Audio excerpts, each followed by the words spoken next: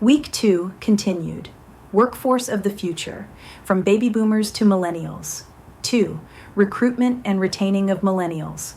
Offer opportunities for specialization and training, reduce annual performance evaluations, and move to a more individual, informal, and frequent feedback system, compressed work week, and job sharing. Beware the toxic leader.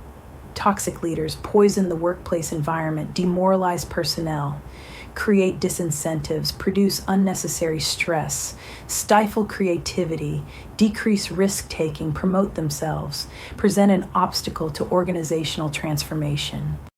Chief Executive's police. Chief Executive is ultimately responsible for all the facets of philosophy and practice, from implementation to training to evaluation.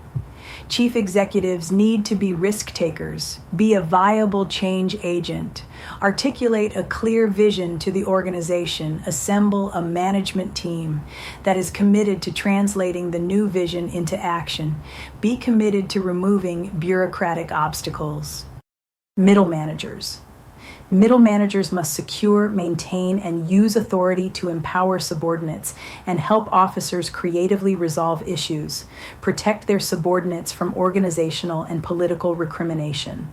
Must not allow problem-solving officers to not revert to traditional methods, must be diplomats and facilitators, work toward win-win solutions via persuasion and negotiation.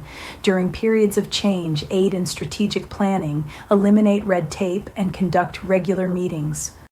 First-line supervisors. 1. First-line supervisors are the primary contact of street officers and may present the most challenging aspect of a changing culture. Most officers see their sergeants only as authority figures.